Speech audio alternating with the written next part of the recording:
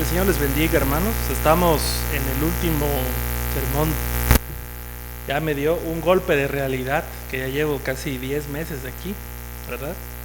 Se pasó bien rápido el tiempo, ¿no creen? Bueno, como es el último sermón del año, ¿verdad? Quería que fuese una reflexión en donde nosotros pudiéramos hacer una recapitulación de todo lo que hemos hecho y todo lo que hemos pasado en este año a la luz de esta historia. A nosotros nos gusta sentir, hermanos, que pertenecemos a algún lugar. Pertenecer a un lugar nos da identidad, y también tener identidad pues nos da propósito, ¿sí? Hay varios espacios a los cuales podemos pertenecer a una escuela, a un trabajo, ¿verdad? A una iglesia, pero también podemos pertenecer a lugares no tan agradables, ¿verdad? Como los cárteles, ¿verdad? Pertenecen a cierto cártel y eso les da identidad y propósito. Pero me parece, hermanos, que cuando hablamos de iglesia, tenemos que ir un poco más profundo que solamente pertenecer a la iglesia. Yo no sé, ¿verdad? Si todos los días ustedes cuando salen de casa y van a trabajar, regresan pensando, ¿será que voy hoy a mi familia o no voy? Nadie piensa eso, ¿no? Va uno a trabajar y regresa uno a su casa, ¿verdad? O bueno, si alguien lo piensa, ¿verdad? Dígame al final, ¿verdad? Si yo sí lo he pensado, ¿verdad? Si regreso, ¿no? Mucho ruido en la casa. Pero a la familia la vemos como algo ya nuestro. No algo a lo que vamos o a lo que acudimos, sino lo vemos como algo nuestro. Y eso a veces puede hacer, hermanos, que nosotros en la iglesia pues nos desfacemos un poco, ¿verdad? De lo que hacemos aquí, porque creemos que estamos viniendo a la iglesia, que cuando nos reunimos aquí los domingos, ya vinimos a la iglesia, ¿sí? No sé si les ha pasado que ustedes se sientan culpables, ¿verdad? Por no venir un domingo, ¿sí? Que estén ahí en su casa tronándose los dedos. Y si cae un rayo hoy, porque estoy aquí, no, si creen en el arrebatamiento, ¿verdad? Que ustedes digan, y si viene Dios y me fui, y se van todos y yo no, porque no estaba en la iglesia. Algunas personas se sienten así, hermanos, ¿sí? No voy a ir a la iglesia a ver si Dios no me castiga, no me pasa algo por no haber ido. Pero también, hermanos, cuando ya llevamos mucho tiempo en la iglesia, consideramos que la estructura de la iglesia tiene que funcionar tal y como nosotros la aprendimos, ¿sí? No sé, los que han estado viniendo a escuela devocional, no sé si ya notaron un cambio que hemos hecho. Como no veo así que muevan la cabeza, voy a decir que no. Y el cambio que hemos hecho es que no tenemos devocional en escuela dominical. Muy sencillo, ¿verdad? Ya no tenemos devocional, pasamos directo a la clase. Y luego si me quieren preguntar por qué ya no tenemos devocional, les voy a decir mi razón. Pero ya no lo tenemos y no pasó nada. La clase de escuela dominical se sigue llevando a cabo sin ningún contratiempo. No, espero, ¿verdad?, que nadie diga, bajó su nivel la clase de escuela dominical porque ya no hacemos el anhelado devocional. Luego hacíamos el devocional 3 personas nada más, el hermano Luis, yo y algún otro hermano que ya estuviera sentado aquí al frente, o 4, ¿verdad? Así que también, hermanos, vemos a las estructuras de la iglesia como parte de lo que significa ser la iglesia. Si esta estructura no está en la iglesia, entonces ya no somos iglesia, ya no lo somos, porque ya no está lo que antes hacíamos.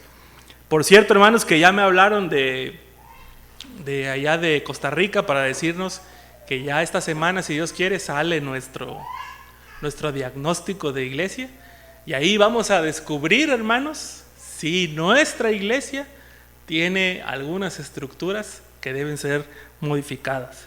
Así que, bueno, el sentido de pertenencia está bien porque nos hace identificarnos con los hermanos, pero el sentido de pertenencia también, hermanos, nos puede llevar a que nos acomodemos, ¿sí? Estuve en una iglesia, ¿verdad?, en donde no se llevaban. La mayoría de los líderes de la iglesia no se llevaban con el pastor. No era una iglesia como la nuestra, ¿verdad? Que votan y así, no, era una iglesia episcopal, o sea que el pastor tiene el control de todo. Y una vez que en confianza, ¿verdad? Pregunté, bueno, ¿y por qué? Si no están de acuerdo, ¿por qué no se van? Y la respuesta que escuché me hizo pensar en esto que estoy diciéndoles. Dijeron, porque nosotros fundamos esta iglesia, que se vaya él, no nosotros, dijeron. No sé si ustedes, hermanos, ya ven a la iglesia como parte suya, ¿verdad? Ya vamos a revisar las bancas a ver si abajo no ya le pusieron ustedes ahí su nombre, su apellido, ¿verdad? Pero la iglesia, hermanos, es mucho más que un grupo social que se reúne con una periodicidad de 7 días. Ser iglesia, hermanos, es algo más que simplemente venir cada domingo a sentarnos y a vernos. Algunas personas piensan, ¿verdad?, que lo más importante del culto de los domingos es el sermón, lo que digan ahí. Así que eso los hace llegar a las 11, 11:10, ¿verdad? Porque ahí va lo bueno, pues. Lo primero es solo como para entrar en calor y ya, ahora sí, a las 11 ya viene lo bueno. Error. Todo lo que se hace en el tiempo de oración es igual de importante. Todo, desde la oración hasta las ofrendas, el sermón, las lecturas, nos deben ir conectando, ¿verdad?, con lo que estamos diciendo. Tuvimos un tiempo, ¿verdad?, en el seminario con un hermano que se llama Justo González, y él dice que la iglesia primitiva del siglo I no tenía esta estructura, no tenía Biblia. Mucha gente se había convertido por escuchar el testimonio de Jesucristo, pero no tenían Biblia. Así que las reuniones de culto eran así, miren, llegaban a una casa y había alguien leyendo la Biblia en voz alta. Se sentaban y decían, bueno, ya me tengo que ir a trabajar, y se iban y llegaban otros. Y ya me tengo que ir a trabajar y se iban y llegaban otros. Así que no había ofrendas, así como ahorita, no había un piano para tocar música, simplemente era lectura de la palabra. Si esos hermanos vivieran hoy y dijeran, ¿qué están haciendo? ¿Este es el culto? Se sorprenderían, ¿verdad?, que nada más leímos 10 versículos y a ver si no nos dirían, ustedes ya pervirtieron la religión cristiana, ya no son buenos cristianos como nosotros. El pasaje que estamos leyendo hoy, hermanos, nos va a mostrar eso. Quiero que vayan al pasaje de hoy, que es Jueces 2, desde el versículo 6 hasta el 16. Y el pasaje va a empezar diciendo que Josué ya se había despedido. La figura del pasaje 2, del capítulo 2, es Josué. Josué se despide del pueblo de Israel. Todo el libro que lleva el nombre de Josué nos deja ver que Josué fue un buen siervo, fue un siervo del Señor. Primero, hermanos, en Deuteronomio, Josué es siervo de Moisés. Léanlo con calma, van a ver que en Deuteronomio Josué es siervo de Moisés, pero en el libro que se llama Josué ahora se va a llamar siervo del Señor. Así que es un buen siervo, ¿sí? A Josué le dieron una tarea, es un buen líder, tiene que cruzar al pueblo. No sé si ustedes han creído, hermanos, que algún pastor o algún líder que ustedes han tenido es irreemplazable, pero seguramente si hay alguien de quien podemos decir que parecía irreemplazable, era Moisés, hermanos. Abrió el mar rojo, sacó agua de una piedra. Cuando él oró, un montón de gente se fue al abismo, se abrió un hoyo en el piso. Así que Moisés seguramente era un líder que imponía respeto. Pero Dios dijo, tú no los vas a cruzar a la tierra prometida, va a ser Josué. Así que Dios, hermanos, decidió que el que cruzara al pueblo de Israel fuera Josué. Lo reemplazó al que creían irreemplazable. Vean, hermanos, lean con detenimiento el libro de Deuteronomio o el libro de Éxodo y van a ver el lugar que tenía Moisés en el pueblo de Israel. Hay una narrativa, ¿verdad?, de una guerra donde están peleando contra Amalek, y es tanto el respeto que le tienen a Moisés, hermanos, que lo suben a una montañita y ahí entre dos personas le levantan los brazos para que Moisés vaya dirigiendo la guerra y no pierda. Así de importante era Moisés. Pues a ese líder, hermanos, Dios le dijo, tú no vas a terminar esta tarea. Y lo cambió y puso a Josué. Y a Josué le dio una tarea que era cruzar el río Jordán, conquistar la tierra.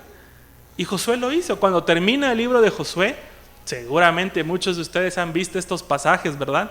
Donde dice Josué: no sé ustedes, pero yo y mi casa serviremos al Señor. Así dice Josué en el último. Así que hizo las cosas bien hasta el final, ¿sí? Hizo las cosas tan bien, hermanos, que el versículo 7 del capítulo 2 que estamos leyendo nos va a decir que el pueblo que había servido a Jehová todo el tiempo de Josué y todo el tiempo de los ancianos que sobrevivieron a Josué es el que había visto las obras que había hecho el Señor para con ellos. Así que el ejemplo de Josué, hermanos, fue suficiente para que cuando él se despidiera de la congregación, el pueblo que sobrevivió siguiera haciendo las cosas buenas delante de él. O sea, era un buen líder, hermanos. Dice que los líderes que tenía Josué, los ancianos, también siguieron sirviendo al Señor porque habían visto las obras que el Señor había hecho por ellos. Así que, hermanos, esto ya nos debe ir dando ciertos datos para el análisis del texto que vamos a hacer hoy y la reflexión. Porque inmediatamente de que este capítulo nos cuenta esto, nos va a decir que después se levantó una generación que no conocía al Dios. Ustedes ya han leído esa parte, ¿verdad? Después de eso se levantó una generación que no había oído hablar de Dios. A ver, entonces, ¿dónde está el problema? Regresemos, volvamos a ver el texto. Aquí debe haber algo encerrado. Josué fue bueno, fue buen líder. Antes de morir se despide de la gente y les dice: ustedes no sé qué vayan a hacer, pero yo y mi casa serviremos. Bueno, es un buen líder. La misma Biblia aquí en Jueces nos dice que los otros líderes que estaban ahí sirvieron al Señor mientras, aun cuando Josué ya había muerto. Y también nos dice que la generación que estaba ahí sirvieron al Señor. ¿Qué pasó? Algo pasó. Porque después el versículo nos dice, el versículo 10, y toda aquella generación también fue reunida con sus padres. Y esta es la parte triste de esta historia. Y se levantó después de ellos otra generación que no conocía a Jehová, ni la obra que él había hecho por Israel. Yo me preguntaría, hermanos, leyendo esto, ¿cuál es el secreto, hermanos? ¿Cuál es el secreto para que las nuevas generaciones conozcan al Señor?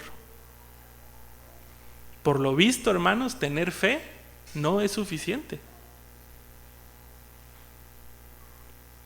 No nos dice que Josué tuviera algún mal ejemplo, no nos dice que los ancianos de Josué tuvieran un mal ejemplo. Al contrario, dice que eran buenos seguidores de Jehová. ¿Qué es lo que pasó?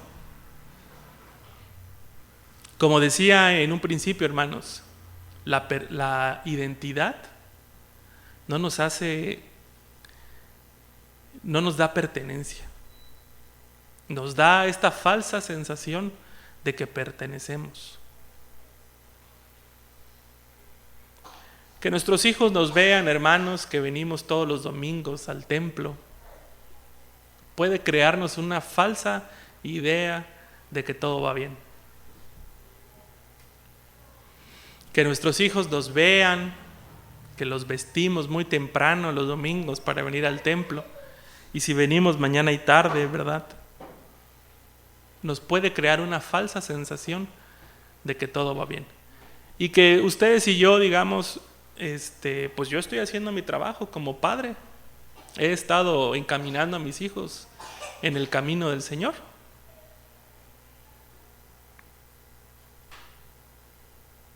No sé, hermanos, si para ustedes y para mí pertenecer al pueblo de Dios se convirtió ya nada más en una rutina, en algo que nosotros hacemos, ¿sí? Pero tal parece, hermanos, que esto no nos libra, ¿verdad?, de que nuestros hijos puedan perder el camino. ¿Cómo es posible que después de haber tenido a un líder tan bueno, tan brillante como Josué, todo el pueblo se extraviara? ¿No se lo han preguntado, hermanos?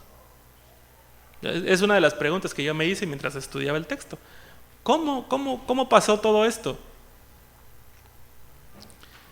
Y me hago esta pregunta al final del año, hermanos, porque pues ahora con el cambio que hicimos en el distrito de que cada enero sea las elecciones de diáconos, entonces yo me pongo a pensar, ¿qué hicimos todos los que somos padres y todos los que somos de la iglesia? ¿Qué hicimos en este año para que la nueva generación conozca las obras del Señor? ¿Qué hicimos? ¿Se sienten conformes, hermanos, ustedes que son los que tienen hijos? ¿Se sienten conformes con las clases que les han dado a sus hijos en este año aquí en la iglesia? ¿Les han preguntado a sus hijos, hermanos, de qué han sido sus clases, qué aprendieron?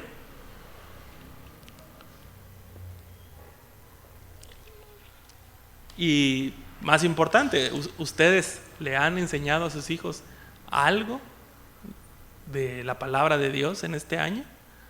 ¿Oran con sus hijos, hermanos, en casa?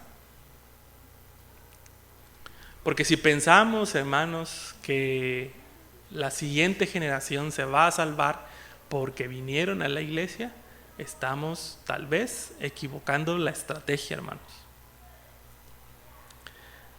Dice esta lectura en el versículo 6 que después de que Josué murió y despidió al pueblo, cada uno se fue a su propio territorio a tomar posesión. No se fueron, hermanos, inmediatamente tras los dioses falsos. Fueron a hacer lo que Dios les mandó. Cumplieron con su encomienda. ¿Cómo es posible, hermanos, entonces, o qué pasó para que los hijos de estas personas que estaban cumpliendo con la encomienda de Dios, el texto nos diga que ellos no conocían las obras del Señor? Yo me imagino, hermanos, a los hijos de estas personas preguntándole, papá, ¿y por qué otra vez vas a salir a pelear a la guerra? Y el papá diciendo, pues es que el Señor nos dijo que nos estableciéramos aquí en Cana. Bueno. Si lo transportamos, hermanos, a nuestra época actual, ¿verdad? ¿Qué ven nosotros? ¿Qué ven nuestros hijos en nosotros los domingos? ¿Cómo nos ven? ¿Con pesar? Ay, otra vez domingo. Sí, ni me digas, dice la hermana. Cansadísimo, yo también. Bueno, apúrense porque ya vamos a llegar tarde. Y tal vez venimos así como, no tan a gusto, ¿verdad? Ir a la iglesia. ¿O qué piensan nuestros hijos, verdad? Cuando nosotros les decimos, porque te portaste mal, te vas a aprender todos estos capítulos de la Biblia ahorita. ¿Qué? ¿Cómo relacionan nuestros hijos, hermanos, nuestra fe, ¿sí?, con su propia vida espiritual? Somos encargados, hermanos, de la formación espiritual de nuestros hijos. Pero también la iglesia, hermanos, tiene en sus manos la formación espiritual de otros niños que tal vez sus padres no vengan a la iglesia. Y también esa es una responsabilidad, hermanos. Aquí a nuestra iglesia vienen niños, hermanos, que sus padres no vienen. ¿Y qué vamos a hacer con ellos? ¿Vamos a dejar que lleguen a la adolescencia y ya se pierdan como el resto? Y después nos vamos a lavar las manos y vamos a decir, pues hicimos lo que pudimos, ¿verdad? No se quisieron quedar. ¿Qué es lo que vamos a hacer? Podemos sentirnos un poco compadecidos, ¿verdad?, por esta generación del relato de Jueces. Podemos decir, pobrecitos, porque ellos no vieron la mano de Dios. Ellos no lo vieron. Ellos no vieron lo que hizo Dios en Egipto. A lo mejor si ellos hubieran visto el mar en dos, a lo mejor eso los hubiera convencido de que sí existe Dios. O a lo mejor si un día cuando no tenían para comer y salieron en su patio y les cayó maná, a lo mejor eso los hubiera hecho creer más en Dios. Pero los que conocemos la historia completa, hermanos, sabemos que esta gente, aunque vio el mar abierto, aunque vio el maná en el piso, aún así murmuraban contra Dios, aún así se sentían defraudados por Dios, aún así creían que Dios no tenía la razón por llevarlos al desierto.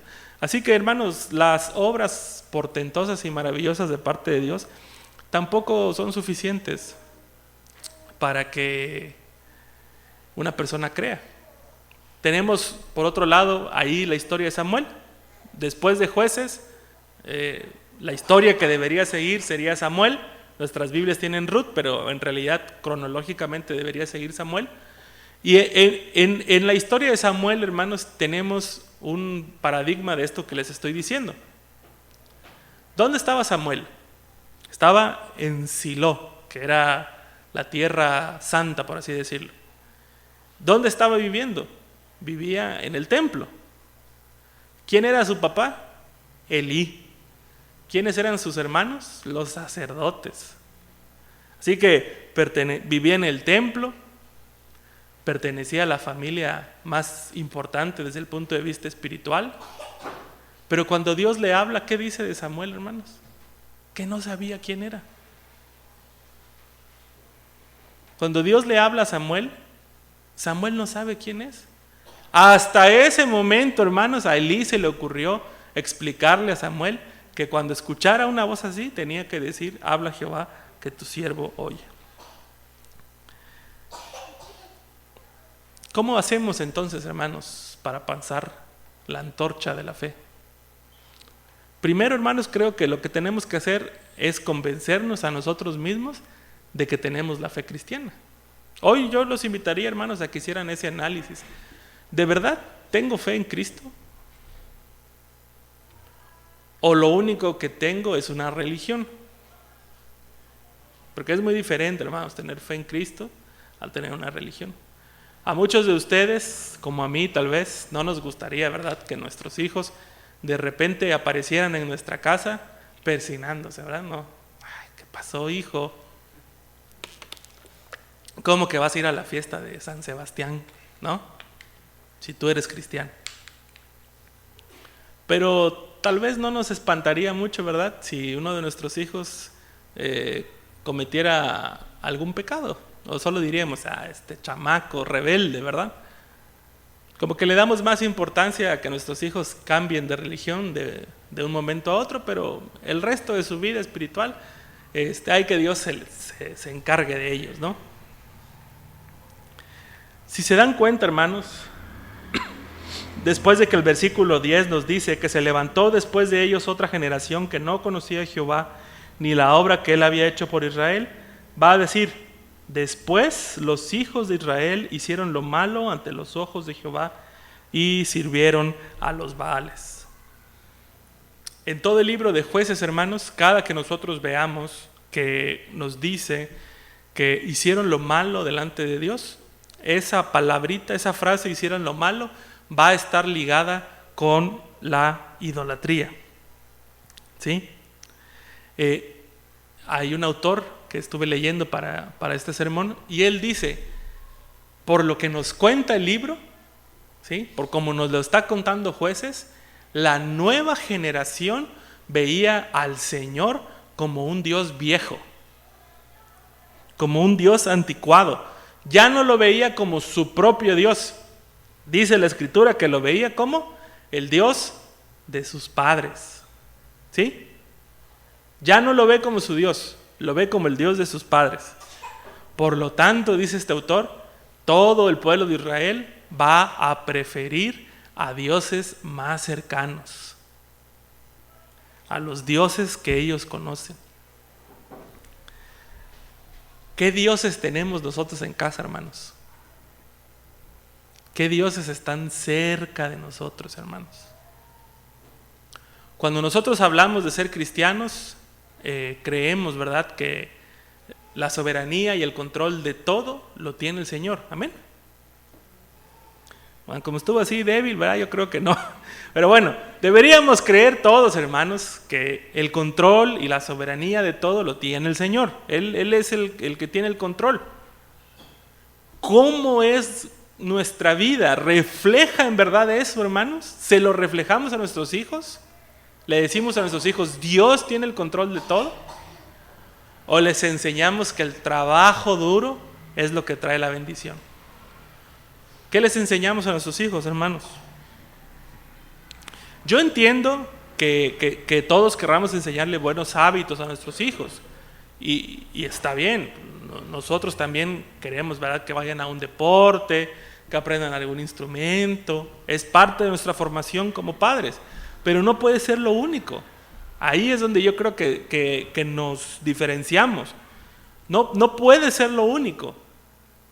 Como padres debemos estar preocupados, hermanos, de que la vida espiritual de nuestros hijos marque el paso del Señor.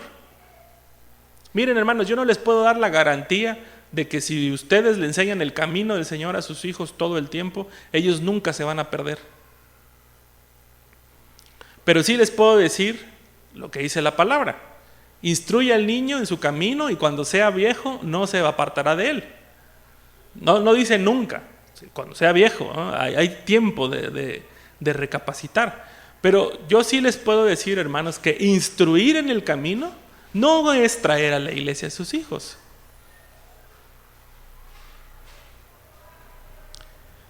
Yo sé, hermanos, que hay muchas cosas en casa que tienen un valor para nosotros, ¿sí?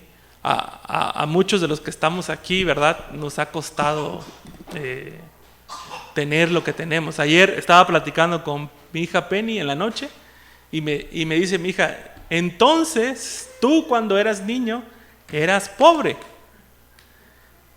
Y yo le digo: pues no sé, le digo, pero sí nos costaba mucho tener cosas, le digo. Para poder tener cosas había que ahorrar mucho tiempo, prácticamente todo el año. Dice ella. Sí, nada más pensando, ¿no? Haciendo análisis. Y sale esto a colación porque nosotros empezamos a transmitirle a nuestros hijos ciertos valores que creemos que deben de tener: ahorrar, trabajar, estudiar, ser buenos en algo, ¿verdad? Pero ¿con qué, hermanos, con qué entusiasmo o con qué dedicación nosotros le enseñamos a nuestros hijos el camino del Señor?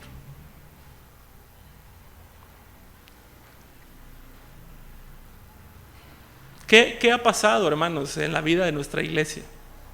¿Por qué nuestros niños, nuestros adolescentes ya no se quedan? ¿Alguien ha hecho esta pregunta alguna vez? ¿Se lo han preguntado? ¿Han reflexionado algún tiempo?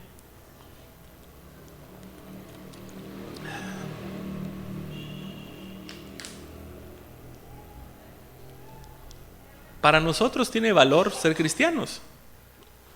Si no veo el caso, ¿verdad?, de que estemos aquí ¿qué es hoy? 29 de diciembre, ¿verdad?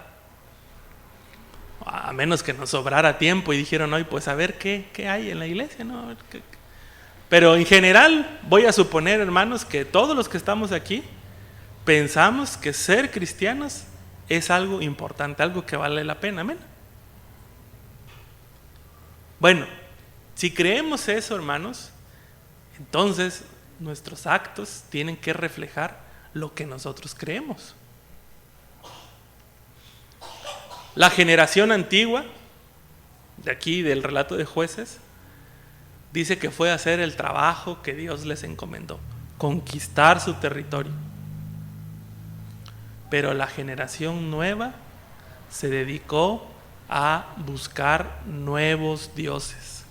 Así que pasó algo entre la generación antigua y la generación nueva. No sé si ustedes pueden hacer este trabajo de reflexión, hermanos, hoy. No sé si ustedes pueden decir: sí, es cierto, eso pasa cuando nosotros descuidamos nuestra relación con Dios y nuestra relación familiar.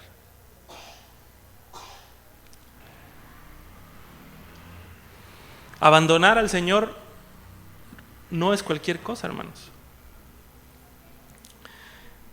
Dice el versículo 12: dejaron a Jehová, el Dios de sus padres, que los había sacado de la tierra de Egipto, y se fueron tras otros dioses, los dioses de los pueblos que estaban a su alrededor, a los cuales adoraron. Y fíjense bien lo que dice esta última parte. Y provocaron la ira del Señor. Abandonar al Señor, hermanos, no es cualquier cosa. Si no nos sentimos motivados hoy, hermanos, por lo que yo les estoy diciendo, por lo menos motívense, hermanos, de saber que si sus hijos, nuestros niños, abandonan al Señor, van a despertar la ira del Señor. Ahora sí, creo que ya capté su atención. No queremos la ira del Señor sobre nosotros, ¿verdad? No, que no hablen de eso en la iglesia. Bueno, Jueces dice que la generación nueva despertó la ira del Señor porque lo habían abandonado. Tal vez vamos a tener hijos exitosos, hermanos, empresarios, buenos maestros, buenos profesionistas, pero con la ira de Dios encima de ellos. Yo no sé, hermanos, si eso quieren ustedes para sus hijos, para los niños y jóvenes adolescentes de la iglesia. Yo no sé si eso quieren. Que puedan ir a la casa de sus hijos, ¿verdad? Y wow, hijo, tienes 2 carros. Te va muy bien, tu casa propia. Pero luego ver el caos que se ocasiona en su familia porque la ira de Dios está sobre de ellos. Me decía una persona, ¿verdad?, que tiene a su hijo internado en una clínica de adicciones.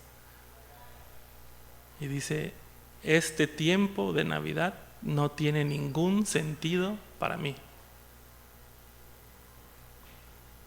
Lo vi antes de Navidad.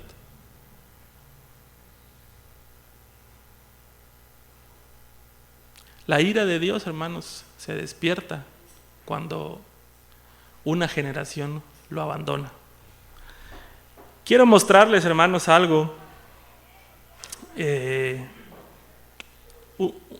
un dato interesante, y con esto vamos a ir concluyendo. Para los autores del Nuevo Testamento, hermanos, no existe tal cosa como el ateísmo. No hay ateos en el Antiguo Testamento.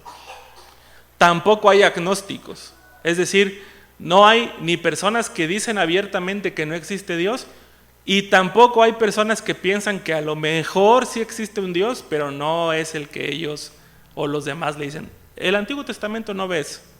El Antiguo Testamento solo ve 2 cosas: quien sirve al Señor y quien sirve a otros dioses. Punto. El Señor Jesús también replicó esto en su ministerio y dijo, nadie puede servir a 2 señores. ¿Sí? Pero para el Antiguo Testamento no hay puntos intermedios. Ustedes y yo, hermanos, no podemos usar este ejercicio mental que tenemos y decimos, pues cuando ellos sean grandes, ¿verdad? A ver qué escogen. No, hermanos, nosotros no tenemos ese ejercicio mental. Porque para el Antiguo Testamento no hay ni ateos ni agnósticos. Para ello, hermanos, quien no adora al Señor está adorando a otro Dios, sea real o sea inventado. Para los dioses cananeos, que es el lugar en donde están estas personas del libro de Jueces, hermanos, no había problemas. No había problemas de que una persona tuviera otro Dios. Al contrario, era bueno porque así se repartían ellos la carga del universo, ¿sí? Había un Dios para el amor, había un Dios para la fertilidad, había un Dios para la prosperidad económica, y así todos los dioses, hermanos, se la llevaban tranquilo. Era la paz de los dioses, ¿sí? A nosotros ya nos da miedo decir dioses o ídolos, ¿verdad? Pero nosotros le llamamos metas, prioridades. Nosotros disfrazamos a los nuevos dioses, a los viejos dioses, los disfrazamos ahora de metas u oportunidades. Una persona, ¿verdad?, platicando una vez, me dijo, lo peor que pude hacer es creer que mi hijo, por estudiar en esa universidad, le iba a ir bien en la vida. Esta persona hizo un gran esfuerzo para que su hijo estudiara en una universidad de prestigio, porque dijo, ahí va a conocer a otros muchachos, hijos de los ricos, se va a relacionar con ellos y lo van a hacer que crezca. Error, porque los ricos se juntan con los ricos, hermanos. Los ricos no van a decir, ¿tú de qué familia eres? ¿De los Mendoza? Ah, vente, te voy a meter a mi negocio. No, ellos tienen su propio círculo, ¿sí? Nuevos dioses, hermanos, hay nuevos dioses. Los dioses nunca se acaban. Estuvieron en el pasado, se llamaban Baal y Astarte, y están en el presente. Se llaman prosperidad, se llaman libertad financiera, se llaman libertad emocional, pero siguen siendo nuevos dioses. Y para Karl Barth, que es un autor, un teólogo cristiano, dice, Dios no le sirve a nadie, porque Dios solo sabe gobernar. Dios no le sirve a nadie, no le dice a ningún otro Dios, está bien, tenlos ahí y de vez en cuando que me vengan a ver. Como pasa mucho, ¿verdad? En los templos, cuando hay terremotos o cuando hay COVID, ¿verdad? Que se llenan por un tiempo, ¿no? Por aquello de que Dios ya decida destruir la humanidad, que nos agarren el templo. Y después poco a poco la gente se va yendo porque no pasó nada. Si no pasamos la antorcha de la fe, hermanos, a la siguiente generación, tarde o temprano, hermanos, va a pasar lo que dice el versículo 14. Dice el versículo 14: y se encendió contra Israel el furor de Jehová, el cual los entregó en manos de ladrones que los despojaron, y los vendió en manos de sus enemigos de alrededor, y no pudieron ya hacer frente a sus enemigos.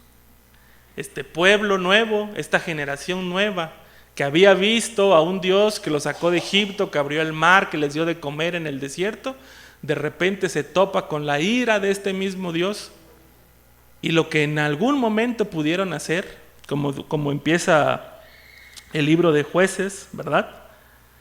El libro de Jueces empieza así, mire: aconteció después que de la muerte de Josué, que los hijos de Israel consultaron a Jehová diciendo, ¿quién subirá primero a pelear contra los cananeos?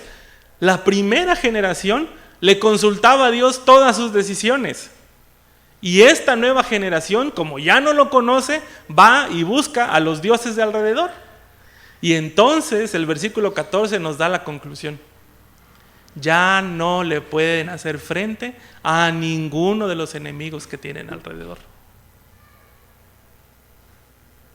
Ya no le pueden hacer frente. Así que no es que los israelitas fueran buenos peleando, buenos estrategas militares.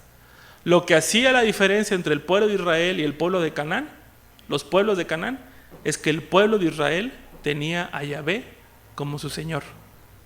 Y le consultaban todos y cada uno de sus movimientos.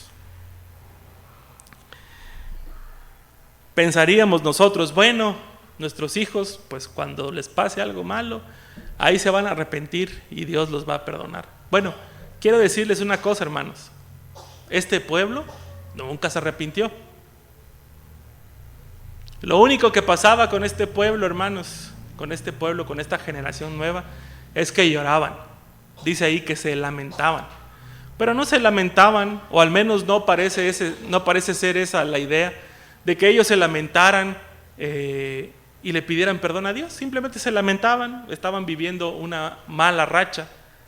Y es precisamente el dolor de esta generación sufriendo, es precisamente ese dolor lo que hace que Dios decida levantar jueces para que los guíen, caudillos. Ellos no tenían idea de cómo buscar a Dios. Dios les tuvo que incluso mostrarles el camino, levantando jueces. El 16, que es donde nosotros terminamos, dice que fue el Señor el que le levantaba jueces que los libraran de la mano de los que los despojaran. Pero vean qué dice el 17. Pero tampoco oyeron a los jueces, sino que se fueron tras dioses ajenos, a los cuales adoraron, y se apartaron pronto del camino en el que estuvieron sus padres. Obedeciendo los mandamientos de Jehová, ellos no hicieron así. Y el 18 otra vez nos vuelve a hablar de Dios. Y cuando Jehová les levantaba jueces, Jehová estaba con el juez y los libraba de mano de sus enemigos todo el tiempo de aquel juez, porque Jehová era movido a misericordia por sus gemidos a causa de los que lo oprimían y los afligían. El pueblo de Israel, esta nueva generación, era incapaz de buscar a Dios. Y cada que Dios les mostraba el camino, dice que ellos solamente estaban bien por un corto tiempo y después se apartaban. Eso solamente quiere decir una cosa, hermanos. Y con esto quiero ir terminando. El conocimiento de Dios es diferente del conocimiento intelectual. Alguno de ustedes puede ser muy bueno con el manejo de la Biblia. Si yo les digo un texto y ustedes lo encuentran, tienen ese talento. Pero ese conocimiento intelectual, hermanos, no es el conocimiento del que habla la Biblia. ¿Queremos, hermanos, que nuestros hijos anden en los caminos del Señor? Les pregunto, ¿quieren que sus hijos estén en el camino del Señor? Tenemos que empezar a modelarlo. Nosotros tenemos que ser los primeros en modelar el camino del Señor. Estamos a punto de entrar a un nuevo año, tanto eclesiástico como civil, y hay muchas cosas que hacer, hermanos. Si le seguimos dejando, hermanos, la instrucción de nuestros hijos solo a la hermana Gaby o a quien esté encargado de niños, créanme, hermanos, que vamos a tener niños jóvenes con una fe raquítica. Si la hermana Gaby el próximo año o quien esté de niños invita, hermanos, ¿quieren ayudarme a ser maestro? Y ustedes dicen, no, hermana, mucho trabajo. Más adelante, hermanos, no nos lamentemos cuando sobre nuestros hijos e hijas caiga la ira del Señor, porque ellos no lo conocen. Creo que estamos a tiempo, hermanos, estamos a tiempo para poder repensar qué es lo que estamos haciendo como padres, qué es lo que estamos haciendo como iglesia. ¿Estamos entreteniendo a nuestros hijos mientras termina el sermón? ¿O en verdad estamos formando en ellos el carácter de Cristo? El Señor ya no nos va a levantar jueces, porque ya nos levantó a nuestro Señor Jesucristo. Con Él tenemos suficiente para modelar el carácter de Dios. Les invito, hermanos, a que sepamos dosificar nuestros esfuerzos. No quiero, ¿verdad?, hacerles creer que si ustedes se la viven aquí en la iglesia y se duermen ahí en la banca, sus hijos ahora sí se van a ir al cielo. No, tampoco. Dosifiquemos nuestros esfuerzos. Sirvámosle al Señor de corazón. Que nuestros hijos vean, hermanos, que el servicio que le damos a Dios no es una carga para nosotros. Que servimos a Dios porque le amamos. Y si no le servimos así, entonces hoy, hermanos, es un buen momento para recapacitar y decirle, Señor, perdóname, porque hasta este momento servirte para mí era una carga. Servirte era solamente para que no me castigues, pero yo te quiero servir porque te amo. Y ayúdame, Señor, a poderle enseñar a mis hijos que te sirvan porque te aman. Amén. Bueno, les voy a invitar que se pongan de pie, hermanos. Tal vez alguno de ustedes ya no pueda venir el 31, ¿verdad? Pero hoy creo yo, hermanos, que es un buen momento, fin de año, para reflexionar. ¿Cómo queremos empezar el próximo año? ¿Comprometidos con el Señor o comprometidos con los nuevos dioses? Todo requiere un sacrificio, hermanos. Todo requiere un sacrificio. Decirle sí al Señor es decirle no a ciertas comodidades, es decirle no a ciertos lujos, pero sabemos, hermanos, que tarde o temprano esto dará frutos en nuestra familia. Porque no estamos aquí para hacer tesoros en la tierra, hermanos. Estamos aquí para tener una relación verdadera con el Señor. Y que nuestros hijos aprendan también, hermanos, que la mano poderosa del Señor puede suplir las necesidades de ellos. Pero si nos ven fatigados, ¿por qué vamos a comer? ¿Por qué vamos a trabajar? Y dejamos al Señor en segundo plano, créanme, hermanos, nuestros hijos no van a ver que en verdad el Señor hace grandes cosas. Si quieren orar por sus hijos o quieren orar por ustedes mismos, hermanos, para que el Señor les dé sabiduría para guiarlos y educarlos, los invito a que pasen al altar para que oren en este tiempo final.